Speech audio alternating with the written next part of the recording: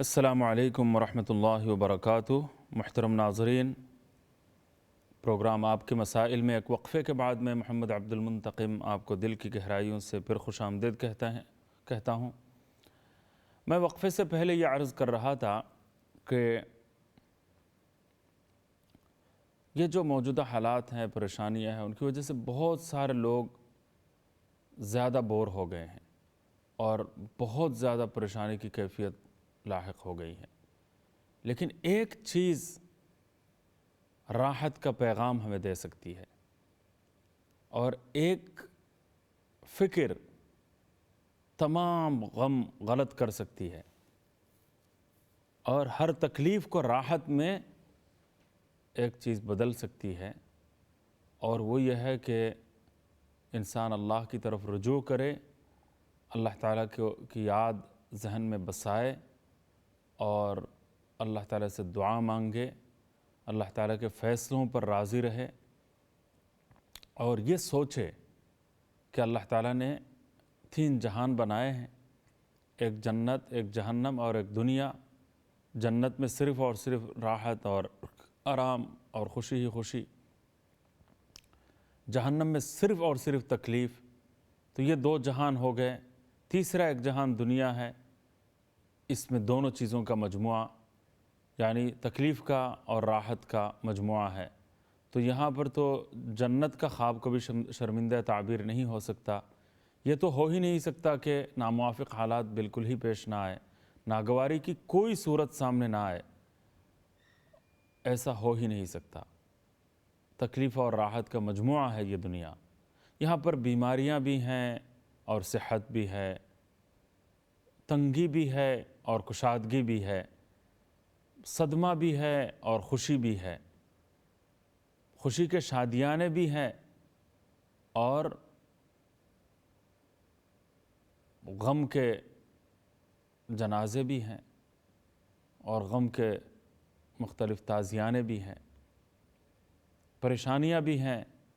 اور غیر معمولی خوشیاں بھی ہیں، اور ہر قسم کی حالت سے کبھی انسان ہنستا بھی ہے، روتا بھی ہے، ہنسنا بھی ہے، رونا بھی ہے، کبھی موافق حالات ہیں، کبھی مخالفت و ناموافق حالات ہیں، کبھی غم ہے، کبھی خوشی ہے، کبھی صدمہ ہے۔ تو یہ تو یہاں پر یہ دنیا میں یہ سلسلہ جاری رہے گا، اس سے کوئی اللہ کا ولی بھی مستثنیٰ نہیں ہے۔ اب حضور اکرم نبی کریم صلی اللہ علیہ وسلم کی ذات گرامی، اللہ تعالیٰ نے آپ کے صاحبزادے حضرت ابراہیم کو اپنے پاس بلا لیا۔ آپ صلی اللہ علیہ وسلم کی آنکھوں سے آنسو رواں ہو گئے اور آپ صلی اللہ علیہ وسلم غم اور تکلیف کے عجیب کیفیت سے دوچار تھے کہ آنکھوں سے آنسو بھی رواں تھے اور زبان پر بھی یہ کلمات جاری تھے،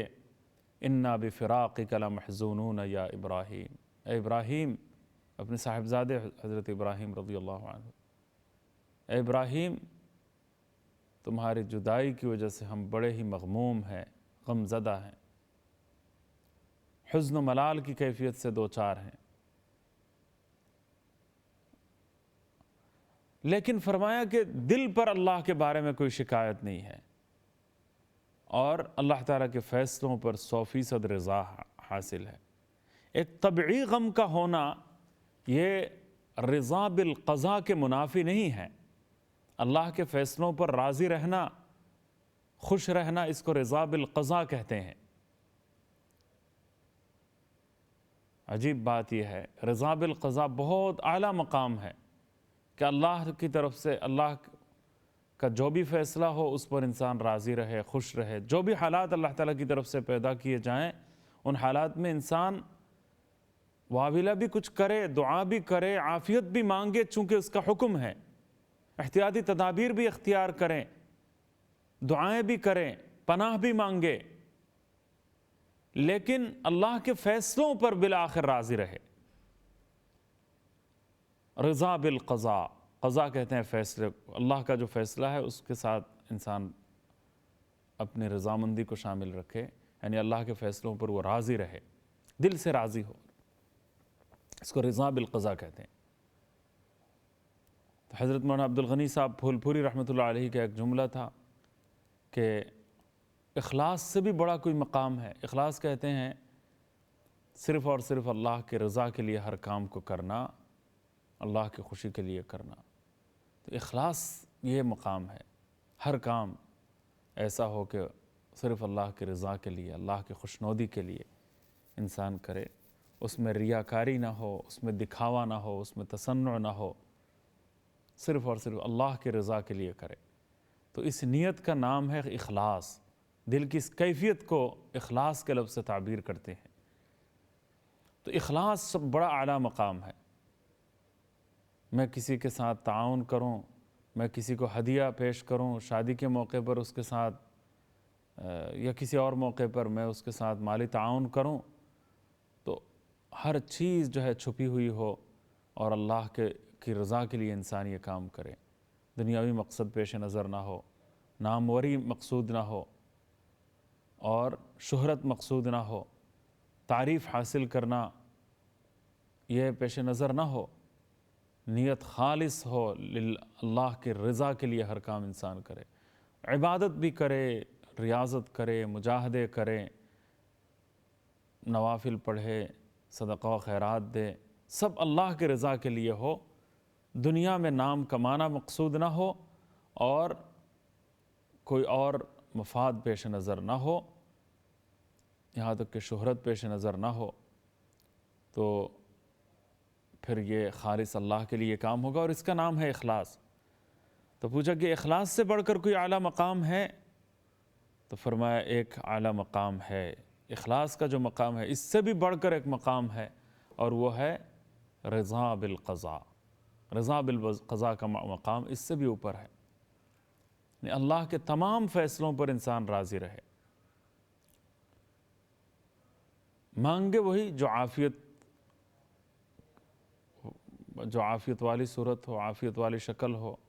عافیت والی کیفیت ہو، وہ مانگے. سلامتی اور عافیت مانگے، لیکن اللہ کے فیصلوں پر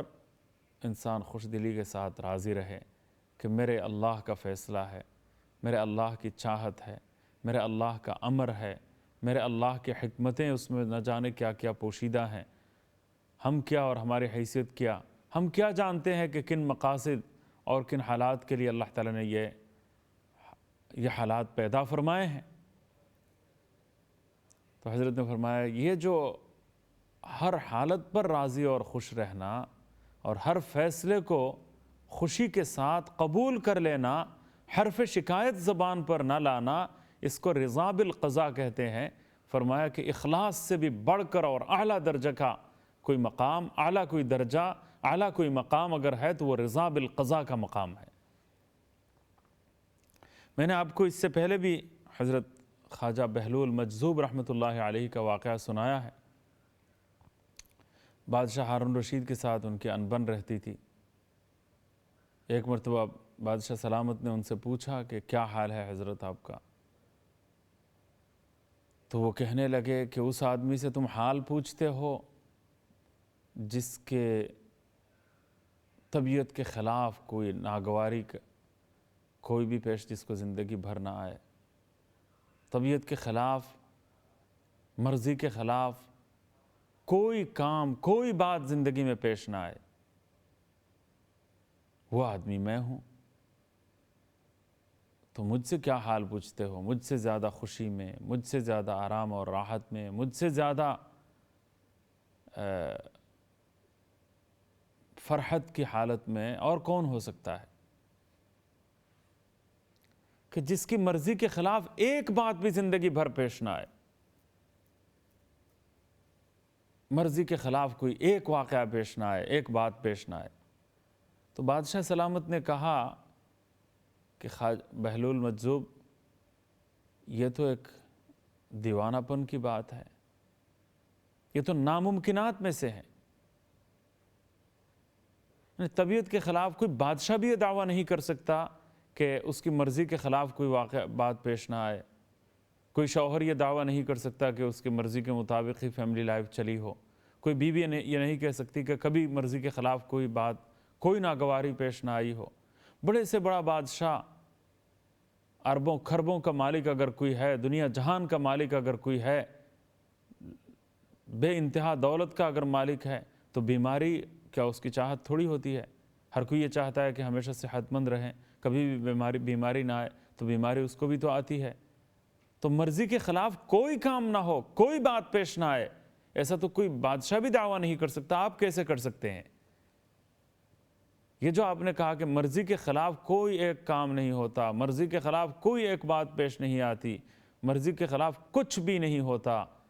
ایسے آدمی سے تم کیا حال پوچھتے ہو؟ اس کی خوشی کا کیا ٹھکانہ، اس کی مسرت کا کیا عالم؟ ناگواری تو ہر ایک کو پیش آتی ہے، ناموافق حالات کا سامنا تو ہر ایک کو ہوتا ہے۔ بادشاہ چاہے کتنی ہی اچھی حالت میں کیوں نہ ہو، لیکن وہ اس کی دلی خواہش تو یہ ہوتی ہے کہ ملک میں اس کے خلاف کوئی تحریک نہ چلے، اس کے خلاف جلوس نہ نکلے،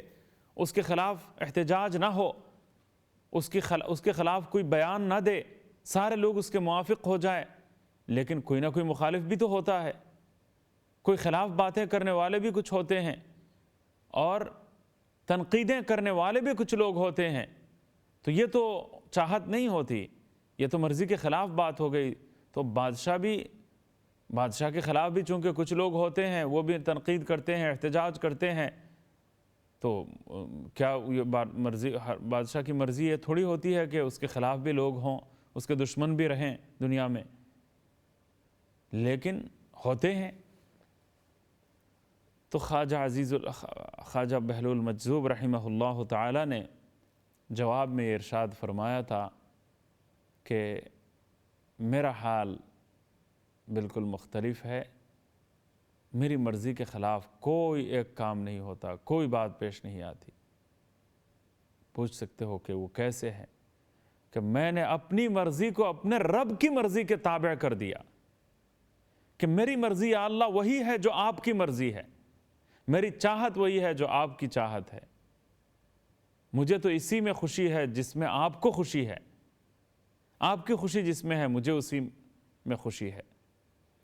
تو میں نے اپنا حال اس طرح بنا لیا کہ میں نے اپنی مرضی کو اللہ کی مرضی کے تابع بنا دیا، اور یہ پہلے ہی سے طے کر دیا کہ میرا اللہ مجھے اس قدر زیادہ محبوب ہے، میرا رب اتنا زیادہ مجھے پسند ہے، میرے رب سے اتنا زیادہ گہرا تعلق ہے، میں اس رب پر اتنا فریفتہ ہوں، اس کا اتنا عاشق ہوں، اس کی محبت میں اتنا زیادہ میں گرفتار ہوں، اور اس کی محبت ایسی رچ بس گئی ہے، اس کا عشق ایسا جاگزی ہو گیا ہے، اور رگ و پے میں اس کی محبت اور اس کا عشق ایسا سما گیا ہے کہ میں نے فیصلہ یہ کر لیا ہے اور ٹھان لیا ہے کہ یا اللہ جس حالت میں آپ رکھیں گے مجھے بھی اسی میں خوشی ہے، میری بھی وہی مرضی ہے۔ اس کی وجہ یہ کہ ابھی مجھے چوٹ لگ گئی، میں کہوں گا مجھے خوشی ہوتی ہے، ہنسی آتی ہے، اور میں یہ کہتا ہوں کہ میرا رب چاہتا ہے کہ مجھے یہ چوٹ لگے۔ تو جب میرا رب چاہتا ہے کہ چوٹ لگے تو مجھے افسوس کیوں ہو؟ اب میری چاہت بھی میرے رب کی چاہت ہے، مجھے فلاں جگہ پر کچھ ناگواری کا سامنا ہوا تو میرے رب کے دل میں یہ آیا ہوگا کہ اس کو تھوڑی سی تکلیف پہنچائی جائے، اس تکلیف سے وہ ان کے آزمائش پر میں پورا اترتا ہوں کہ نہیں، وہ شاید دیکھنا چاہتا ہے۔ جب وہ مجھ سے کھیل رہا ہے اور وہ میری آزمائش کر رہا ہے، میرا امتحان لے رہا ہے، تو پھر مجھے اتنی زیادہ خوشی ہو رہی ہے کہ سبحان اللہ وہ میرے رب کی چاہت کے مطابق یہ سب کچھ ہو رہا ہے، اور میرا رب اس وقت مجھے اس کی مرضی، اس کی تقدیر یہ ہے کہ مجھے اس وقت تکلیف پہنچے، تو میرے رب کی مرضی اگر یہ ہے تو مجھے غم کیوں ہو؟ مجھے تو خوشی ہے، کیونکہ وہ اتنا زیادہ مجھے محبوب ہے، اس کا عشق اتنا زیادہ سما گیا ہے کہ اب جو بھی حالات آئیں میں عافیت مانگوں گا، کیونکہ اسی کا حکم ہے، چاہوں گا وہی، لیکن دل مطمئن ہے، اور بالآخر یہ میں نے فیصلہ کیا ہوا ہے کہ میرے رب کی جو مرضی میرا رب نافذ کرے گا اس پر میں خوش ہوں، اسی سے میرا لگاؤ ہے، اسی سے میرا لینا دینا ہے، اسی سے میرا گہرا تعلق ہے، اسی کی محبت میرے دل میں آباد ہے، اسی سے عشق اور اسی سے لگاؤ ہے، لہٰذا اس کی جو مرضی ہے وہ میری مرضی ہے، اس کی جو چاہت ہے وہ میری چاہت ہے۔ میں نے اپنے آپ کو اس کی چاہت میں فنا کر دیا ہے، اس کی مرضی کے تابع اپنی مرضیوں کو کر دیا ہے، اور یہ کہا طے کر لیا ہے کہ جو اس کی مرضی ہے وہ میری مرضی ہوگی، جو اس کی چاہت ہوگی وہ میری چاہت ہوگی، جو اس کا فیصلہ ہوگا وہ میرا فیصلہ ہوگا۔ اب اگر میں یہ کہوں گا چوٹ لگی ہے تو یہ اللہ کا فیصلہ تھا، اب میں یہ کہوں گا نہیں مجھے تکلیف ہو رہی ہے تو اور میں اس واویلا کروں گا، تو اس کا مطلب یہ ہے کہ میرے رب کے فیصلے کے خلاف میں ہوں کہ مجھے یہ نہیں ہونا چاہیے تھا، کیوں ہوا، میں شکایت کر رہا ہوں، تو مجھ سے میرے رب سے مجھے کیا محبت ہوئی؟ مجھے تو خوشی اسی میں ہے کہ میرا رب اس وقت مجھے تھوڑی سی تکلیف پہنچانا چاہتا ہے، تو جب وہ اس میں خوش ہے تو میں بھی اسی میں خوش ہوں۔ تو یہ بہت اعلیٰ مقام ہے، بہت اعلیٰ مقام ہے، بہت بڑا رتبہ ہے، اس کا حامل ہر کوئی نہیں ہو سکتا۔ اگر یہ کیفیت سرشاری کی، یہ کیفیت شادمانی کی، یہ کیفیت مسرت کی، یہ حالت اور اطمینان سے سرشاری کی یہ کیفیت اگر کسی کا نصیب ہو جائے، سبحان اللہ، ہر وقت اور ہر لمحہ وہ باغ و بہار رہتا ہے، اس کی مجلسیں کشت زعفران بن جاتی ہیں، اس کی گفتگو میں مٹھاس ٹپکتی ہے، اس کے انداز و ادا میں محبت کے جذبات بالکل رس گھولتے ہیں، سبحان اللہ العظیم۔ تو وہ حالات، کوئی مجھے گالی دے رہا ہے، کوئی مجھے تکلیف پہنچا رہا ہے، کوئی میرے ساتھ دشمنی کر رہا ہے، کوئی بیماری مجھے لاحق ہو گئی ہے، گھر میں کوئی پریشانی ہو گئی ہے، تو اگر میرے دل میں یہ سوچ ہو کہ من القدر خیرہ و شرہ من اللہ تعالی، کہ اچھی بری جو بھی چیزیں ہیں وہ تقدیر کا لازمی حصہ ہیں، اور وہ تکلیفیں آ کر رہیں گی، دنیا اس کا راحت اور تکلیف دونوں چیزوں کا مجموعہ ہے، اور میرے رب نے یہ فیصلہ چونکہ کر لیا ہے، یہ تکلیف پہنچنی ہی تھی، یہ صدمہ لاحق ہونا ہی تھا، اور یہ تکلیف میرے رب نے میرے لیے لکھ کر رکھ دیا تھا۔ قُلْ لَن يُصِيبَنَا إِلَّا مَا كَتَبَ اللَّهُ لَنَا هُوَ مَوْلَانَا، جو کچھ اللہ نے لکھا ہوا تھا وہی پہنچا ہے، تو میرے رب کی اگر مرضی ہے تو میری بھی یہی مرضی ہے، میرے رب کی اگر خوشی ہے کہ یہ صدمہ مجھے لاحق ہو، یہ تکلیف مجھے پہنچے، تو مجھے اسی میں مسرت ہے، اسی میں مجھے سرشاری کی کیفیت ہے۔ اگر اس کے خلاف ہو تو مجھے تکلیف ہوگی، کیونکہ وہ میرے رب کی مرضی کے خلاف ہے، اور وہ تو ہوتی نہیں۔ تو فرمایا کہ اب چونکہ میں نے اپنی مرضی کو اپنے رب کی مرضی کے تابع کر دیا ہے، لہٰذا مجھے کسی چیز میں کوئی تکلیف ہوتی ہی نہیں ہے، کیونکہ جو بھی حالت آتی ہے میں کہتا ہوں وہ میری مرضی کے مطابق ہوئی ہے،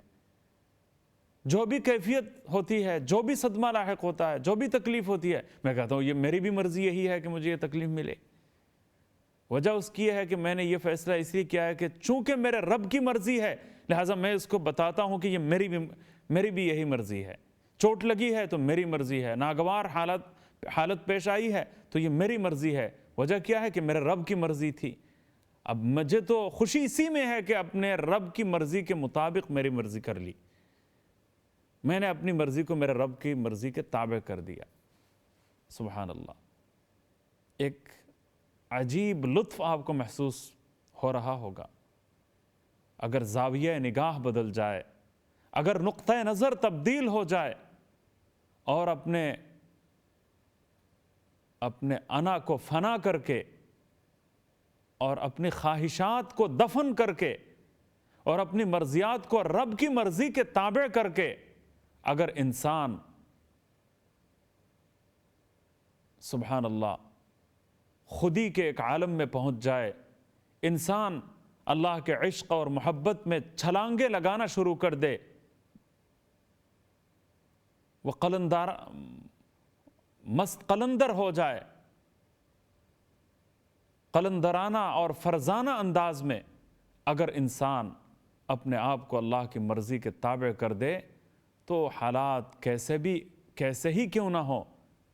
حالات کتنے ہی ناموافق نہ کیوں نہ ہو، لیکن انسان یہ کہتا ہوا سنائی دے گا کہ یا اللہ عافیت تو مانگ رہا ہوں، چونکہ آپ کی تعلیم ہے، آپ کے نبی صلی اللہ علیہ وسلم کی تعلیم ہے، اور عبدیت کا تقاضا ہے، بندگی کا شیوا یہی ہے کہ انسان عافیت مانگے۔ لیکن اسی کے ساتھ ساتھ اگر آپ کی مرضی یہی ہے تو میں اس آپ کے فیصلوں پر میں راضی ہوں۔ طائف کے میدان میں جناب نبی کریم سرور دو عالم صلی اللہ علیہ وسلم کو کتنے ناموافق حالات پیش آئے، سر سے لے کر پیر تک لہو لہان کر دیا گیا اور عجیب کیفیت طاری ہوئی، لیکن آپ صلی اللہ علیہ وسلم نے فرمایا اللہم انی الیک اشکو ضعف قوتی وقلت حیلتی وہوانی علی الناس، کہ اللہ میں اپنی کمزوری کا اعتراف کرتا ہوں، شکایت آپ سے کرتا ہوں کہ کیسے آپ نے کن حالات میں چھوڑ دیا، لیکن آپ اگر میری اس لہو لہان حالت پر اگر آپ راضی ہیں تو میں بھی راضی ہوں۔ تو دیکھیے رضا بالقضاء کا یہ اعلیٰ مقام ہے، تو یہ کرتے رہنا چاہیے۔ کچھ اور اعمال ہیں ان کی طرف میں جا نہیں سکا، بات لمبی ہو گئی، تو حالات کیسے ہی کیوں نہ ہو، انسان کا اطمینان باقی رہتا ہے، قلبی اطمینان، ضمیر کا اطمینان اور دلی سکون